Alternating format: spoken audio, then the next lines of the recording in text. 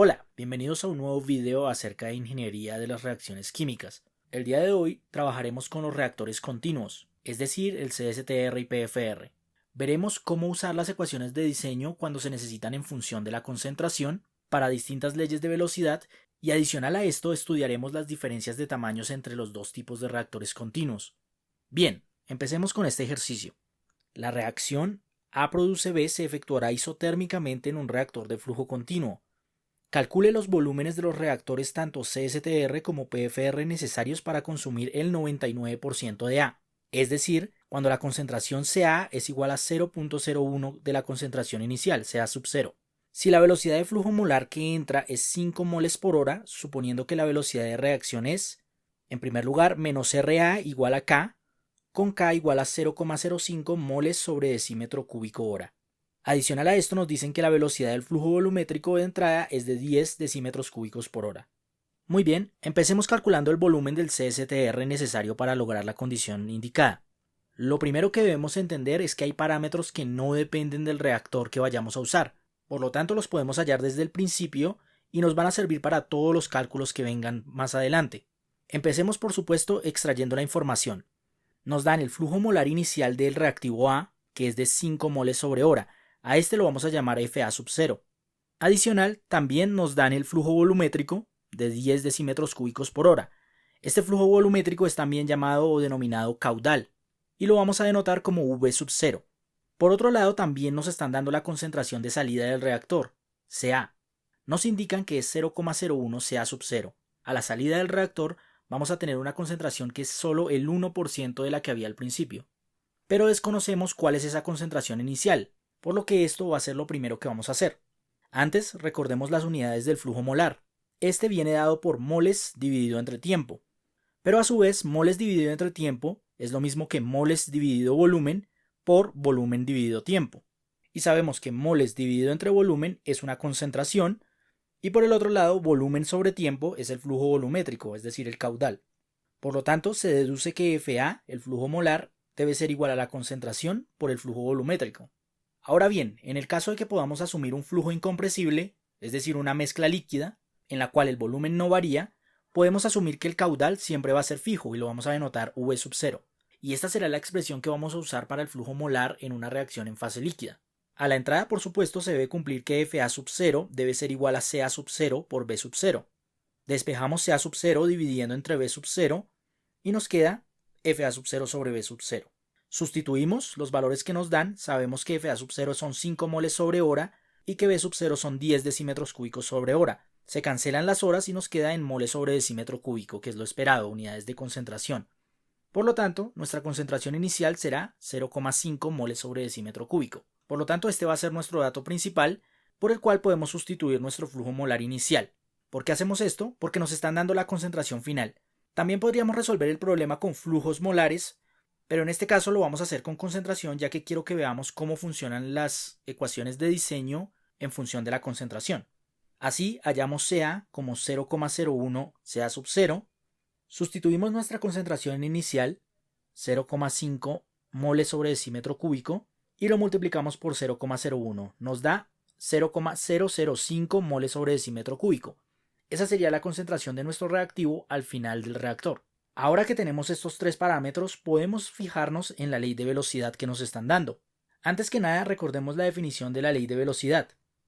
Se trata del número de moles de A, es decir, nuestro reactivo, que reaccionan por unidad de volumen por unidad de tiempo. Es decir, se puede entender como la razón con la que cambia la concentración de nuestro reactivo en función del tiempo. Para este caso nos dicen que tiene un valor constante de K, donde K es igual a 0,05 moles sobre decímetro cúbico hora. Estos datos son independientes del reactor en el cual se está llevando a cabo la reacción. Ahora sí, veamos cómo calculamos el volumen del CSTR. Lo que haremos será traer el balance molar para el CSTR. Si tienes dudas de cómo se obtiene este balance, puedes ver el video donde lo explico haciendo clic en la tarjeta que acaba de aparecer. Bien, entonces tenemos que el volumen debe ser igual a FA sub 0 menos FA dividido entre menos RA. Pero asumimos que no queremos trabajar con los flujos molares, por lo que vamos a usar la ecuación que dedujimos anteriormente. Sabemos que FA debe ser igual a Ca por B sub 0, por lo tanto sustituimos los flujos molares de esta forma. Y nos queda que el volumen debe ser igual a Ca sub 0 por B sub 0 menos Ca por B sub 0, todo dividido entre menos Ra.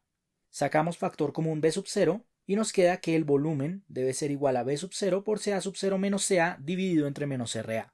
Esta será la ecuación que vamos a usar para hallar nuestro volumen. Por lo tanto, lo siguiente que haremos será reemplazar menos Ra como K y lo siguiente será simplemente reemplazar en esta ecuación. Entonces nos quedará B sub 0, que son 10 decímetros cúbicos por hora, dividido entre K, que son 0,05 moles sobre decímetro cúbico hora, multiplicado por la concentración inicial, que es 0,5, menos la concentración final, que es 0,005, ambos moles sobre decímetro cúbico. El resultado de esta operación nos da 99 decímetros cúbicos. Es decir, para lograr disminuir la concentración de nuestro reactivo hasta el 1%, necesitaríamos un CSTR de casi 100 litros. Por supuesto, al ver que nuestra reacción es de 1 a 1, es decir, un mol de A produce un mol de B, sabemos que la concentración total debe permanecer constante. Por lo tanto, podemos ver que al principio la concentración de B será 0, ya que no había producto, y al final la concentración de nuestro producto será de 0,495 moles sobre decímetro cúbico, ya que entre las dos deben sumar los 0,5 iniciales. Por otro lado, para el PFR, como lo mencioné antes, vamos a usar los mismos parámetros, ya que estos no dependen del reactor. Y traemos el balance de moles, que también se deduce en otro video. Si quieres verlo, puedes hacer clic en la tarjeta que acaba de aparecer. De nuevo, queremos quitar la dependencia del flujo molar, por lo tanto usamos nuestra fórmula para pasar de flujo molar a concentración. Sustituimos Fa por Ca B sub 0, y como nuestro caudal es constante, sacamos B sub 0 de la derivada y nos queda B sub 0 por dCA de B es igual a Ra. Para resolver esta ecuación, separamos variables, entonces pasamos de V al otro lado, y como la ley de velocidad depende de la concentración, debe estar al lado izquierdo, entonces dividimos entre Ra. Por lo tanto, nos queda que dV es igual a B sub 0 sobre Ra dCA. Integramos a ambos lados de la ecuación, nos queda integral de 0 hasta el volumen de dV es igual a la integral desde la concentración inicial hasta la concentración final de B sub 0 sobre Ra dCA. La integral de 0 a B de dV nos da simplemente B, y por otro lado, por convención, utilizamos menos Ra en vez de Ra, por lo que multiplicamos por menos la derecha de la ecuación, y si hacemos esto tenemos que cambiar el orden de los límites de integración. Entonces, en conclusión, nos queda que el volumen debe ser igual a la concentración final hasta la inicial de B sub 0 sobre menos Ra dCA. Esta será la ecuación que vamos a utilizar para dimensionar el reactor PFR cuando dependemos de la concentración. Lo que nos queda hacer ahora es sustituir menos Ra igual que lo hicimos con el CSTR, menos Ra es igual a K, y ahora, como el caudal sobre la K es una constante, lo sacamos de la integral y nos queda la integral de Ca hasta Ca sub 0 de dCA. La integral de dCA es simplemente Ca, por lo que la evaluamos entre Ca y Ca sub 0, es decir, nos queda que el volumen es igual al caudal sobre K multiplicado por la concentración inicial menos la concentración final. Esta ecuación, por supuesto, es idéntica a la del CSTR. Por lo tanto, al sustituir los valores nos va a dar también 99 decímetros cúbicos. Entonces, el volumen del PFR para convertir 0,5 moles sobre decímetros cúbicos de A hasta el 1% también va a ser de casi 100 decímetros cúbicos. En conclusión, cuando la ley de velocidad es constante, ambos reactores continuos van a ser del mismo tamaño. Dependerá de otros factores como los económicos, por ejemplo, qué reactor utilizar. El ejercicio prosigue y ahora nos dan una ley de velocidad de primer orden, es decir, menos Ra es igual a K por Ca, con K igual a 0,0001 segundos a la menos 1.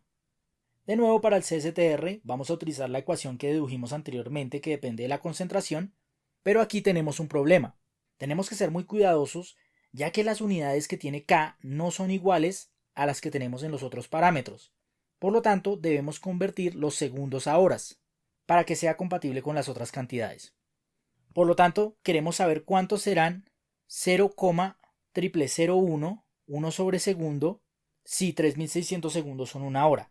Se nos cancelan los segundos y el resultado nos daría en horas a la menos 1 o 1 sobre hora. Esto nos da 0,36 horas a la menos 1. Ese será el valor de K que debemos usar. Sustituimos en la ecuación de diseño el valor de menos Ra por K por Ca y reemplazamos todos nuestros valores.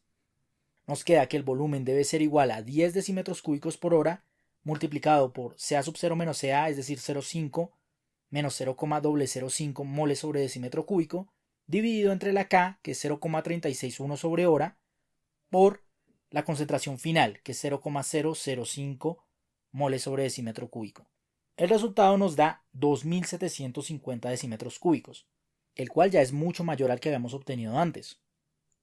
Por otro lado, para el PFR, retomamos la ecuación de diseño que teníamos en función de la concentración y sustituimos menos RA por KCA. B sub 0 sobre K, de nuevo, son constantes, salen de la integral y nos queda la integral de 1 sobre CA. Esto es equivalente a decir la integral de 1 sobre X, que sabemos que es el logaritmo natural de X. Por lo tanto, nos queda que el volumen es igual a B sub 0 sobre K por el logaritmo de CA, evaluado entre CA y CA sub 0. Al hacer esta evaluación, entonces nos queda B sub 0 sobre K por el logaritmo de CA sub 0 menos el logaritmo de CA. Podemos aplicar propiedades de los logaritmos y nos queda que el volumen es igual a B sub 0 sobre K por el logaritmo de CA sub 0 sobre CA, que es más elegante. Sustituimos B sub 0, 10 decímetros cúbicos sobre hora, dividido entre K, 0,361 sobre hora, por el logaritmo natural de 0,5 dividido 0,005. El resultado son 127,9 decímetros cúbicos. De esta manera, aumentar el orden de la ley de velocidad nos va a reflejar aproximadamente unos 28 litros más en el reactor, el cual es un efecto mucho más pequeño que el que tuvo en el CSTR. Claramente vemos que para una reacción de primer orden, en términos de tamaño del reactor, va a ser mucho más conveniente utilizar el PFR, ya que utilizar un CSTR requeriría un reactor de casi 21 veces más tamaño. Por último, el ejercicio ahora nos pide hacer lo mismo, pero con una reacción de segundo orden, es decir, menos RA va a ser igual a K por CA al cuadrado, con K igual a 3 decímetros cúbicos sobre mol hora. En este caso, K tiene las unidades adecuadas, por lo que simplemente reemplazaremos menos RA como K por CA al cuadrado y sustituimos los valores. Cuando hacemos todas las operaciones, nos da un volumen de 66.000 decímetros cúbicos, es decir, 66 metros cúbicos, el cual ya es enorme. Por otro lado, en el PFR hacemos lo mismo, reemplazamos en la integral el menos RA por KCA al cuadrado, sacamos las constantes B0 sobre K y nos queda la integral de 1 sobre CA al cuadrado, que es equivalente a la integral de 1 sobre X al cuadrado. Esta integral es simplemente menos 1 sobre X, por lo tanto vamos a tener menos 1 sobre CA evaluado entre CA y CA sub 0. La evaluación nos queda entonces menos 1 sobre CA sub 0 menos menos 1 sobre CA. Menos por menos nos da más y sería simplemente B sub 0 sobre K por 1 sobre CA menos 1 sobre CA sub 0. Así nos queda entonces el volumen dependiendo de la concentración para una reacción de segundo orden. Sustituimos los valores y el resultado nos da 660 decímetros cúbicos. Como vemos aumentar a otro orden la ley de velocidad, nos va a reflejar un aumento en el PFR, pero no tan grande como en el CSTR. Claramente en este caso, en términos de tamaño se preferiría utilizar un PFR a un CSTR, ya que este ocupa 100 veces más el tamaño de un reactor de flujo pistón. Y eso es todo. Ahora ya sabes cómo utilizar las ecuaciones de diseño en términos de la concentración para dimensionar reactores continuos. También has visto el efecto de aumentar el orden de la ley de velocidad en dichos cálculos. Si te ha parecido útil este video, no dudes en darle tu like y compartirlo con alguien a quien también le pueda interesar. Gracias por ver, nos vemos en la próxima.